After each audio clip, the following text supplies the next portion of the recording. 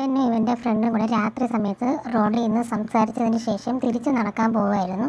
അപ്പോൾ ഇവൻ നോക്കുമ്പോൾ ഇവൻ്റെ ഫ്രണ്ടിൻ്റെ പിറകെ ഒരാൾ നടന്നു വരുന്നുണ്ട്.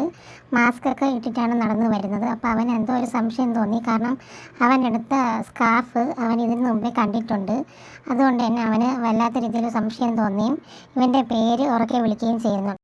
ഇവൻ തിരിഞ്ഞു നോക്കപ്പോഴത്തേക്കും ഒരാൾ ഇവന് നേരെ നടന്നു വരുന്നുണ്ട്. പെട്ടെന്ന് തന്നെ ഇവൻ്റെ ഫ്രണ്ട് ഇവരെ നടുക്ക് കയറി നിൽക്കുന്നുണ്ട്. ഇവനെ അറ്റാക്ക് ചെയ്യുമ്പോൾ അത് തടയാനാണ് ഇവൻ നടുക്ക് കയറി നിൽക്കുന്നത്. അപ്പോൾ ഈ മാസ്ക് ഇട്ട ആൾ ജസ്റ്റ് ഇവൻ്റെ ദേഹത്തോടെ തട്ടിയിട്ട് അങ്ങനെ പോവുകയാണ്.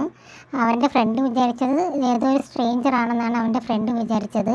എന്നിട്ട് ഇവൻ്റെ അടുത്ത് സംസാരിക്കാൻ വേണ്ടി വരുമ്പോഴത്തേക്കും ഇവൻ്റെ നെഞ്ചിൽ കൂടെ ബ്ലഡ് വരുന്നുണ്ട്. അവൻ്റെ കയ്യിലൊക്കെ ബ്ലഡ് ആവുന്നുണ്ട്.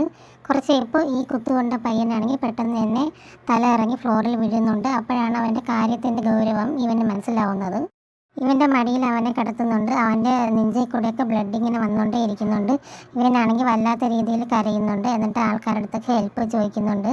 രാത്രി ടൈം ആയതുകൊണ്ട് തന്നെ അവിടെയൊന്നും ആരും ഇല്ലായിരുന്നു. അവസാനം അവൻ ഫോൺ എടുത്തിട്ട് അവൻ്റെ ബെസ്റ്റ് ഫ്രണ്ടിൻ്റെ ഹെൽപ്പ് വിളിച്ച് ചോദിക്കുന്നുണ്ട്.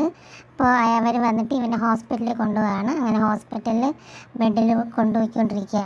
ഓപ്പറേഷന് വേണ്ടി എമർജൻസി റൂമിൽ കയറ്റുന്നുണ്ട്. ഇവൻ വല്ലാത്തൊരവസ്ഥയിലേക്ക് പോകുന്നുണ്ട്. ഇവൻ്റെ സിറ്റുവേഷൻ കാരണം ഇവന് കരച്ചിൽ സഹിക്കാൻ പറ്റാത്തൊരു സിറ്റുവേഷൻ ആയിരുന്നു ഇവൻ എന്ത് ചെയ്യണമെന്ന് അറിഞ്ഞുകൂടാതെ ഹോസ്പിറ്റൽ റൂമിൻ്റെ ഫ്രണ്ടിൽ തന്നെ ഇവൻ സ്റ്റക്കായി നിൽക്കുന്നുണ്ട്. അടുത്തൊരു വീഡിയോ ആയിട്ട് വീണ്ടും വരുന്നതായിരിക്കും. Thank you.